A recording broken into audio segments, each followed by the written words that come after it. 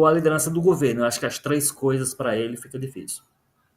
E agora, partindo de Brasília para outras regiões. Equipes da Polícia Federal cumpriram na manhã desta segunda a segunda fase da Operação Overclean e prenderam 4 suspeitos. Entre eles está um agente da Polícia Federal. A ação investiga o envolvimento de políticos e servidores em um suposto esquema de fraudes em licitações e desvios de emendas parlamentares. Ao todo, foram expedidos 10 mandados de busca e apreensão, 4 de prisão preventiva, uma ordem de afastamento cautelar de um servidor público, além do sequestro de bens de aproximadamente 4,7 milhões de reais. Esse valor teria sido obtido pela organização criminosa por meio dos crimes investigados e diversos veículos de luxo. Os mandados são cumpridos em Brasília, no Distrito Federal, Salvador, na Bahia, Lauro de Freitas, na Bahia e Vitória da Conquista, também no estado baiano. A investigação aponta ainda que a quadrilha é suspeita de movimentar cerca de 1,4 bilhão de reais, incluindo 825 milhões em contratos com órgãos públicos somente nesse ano. Os contratos seriam fraudulentos e de obras superfaturadas.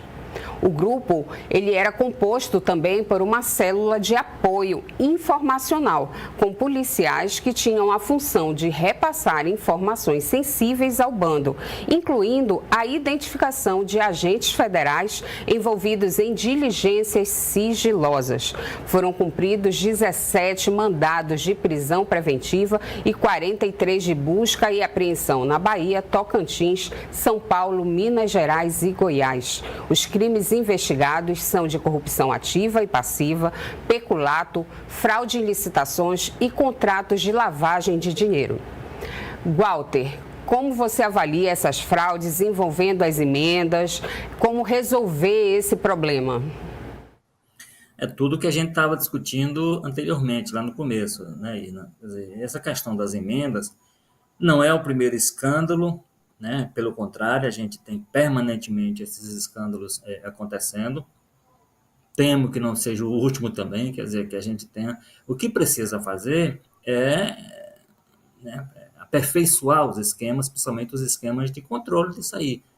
E eu acho que o primeiro passo, o mais importante deles, é a tal da transparência. Esse episódio, essa operação de hoje envolve pessoas que, em princípio, não são parlamentares, mas é evidente que isso passa em algum sentido, pela ação dos parlamentares.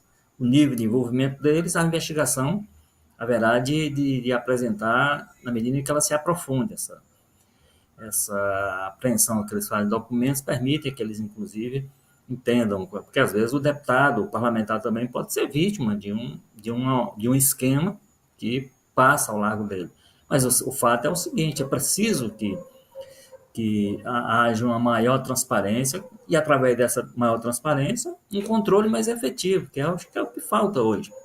E o que nós estávamos discutindo inicialmente sobre as medidas que as decisões do ministro Flávio Dino, vão exatamente na linha de não permitir que o dinheiro que tem uma destinação, que ele sofra qualquer tipo de desvio. Você vê aí pelo material que você leu, a suspeita de desvio de mais de 1 bilhão.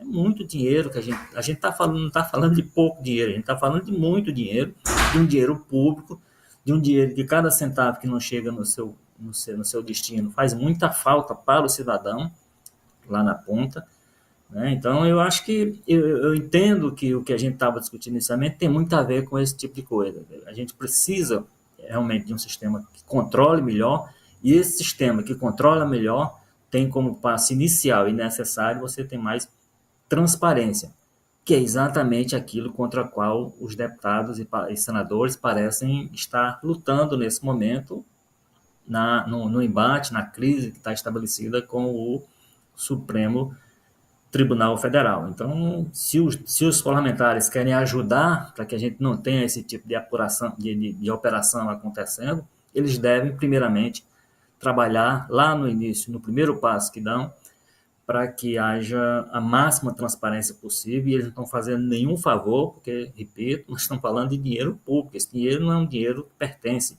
às pessoas envolvidas, pertence ao cidadão. E, nesse sentido, precisa ter a sua destinação, a sua administração a mais transparente possível. Para a gente, um dia, a gente ter condições de dizer que não tem nenhuma operação acontecendo, porque não tem nenhum desvio também acontecendo. Que às vezes pode ser que a falta de operação seja a falta de combate, né? Então, eu acho que as coisas estão interligadas e mostram mais do que nunca, essa operação de hoje mostra mais do que nunca a necessidade de tudo aquilo que o ministro Flávio Dino está cobrando dos parlamentares na crise do momento entre STF e Congresso Nacional. Muito obrigada, Walter Jorge, boas festas e vamos ficar de olho aí nesse movimento e como é que vai ser essa relação em 2025, né? Não vai ser fácil, certamente. Boas festas para você também, Irne, para quem está nos acompanhando.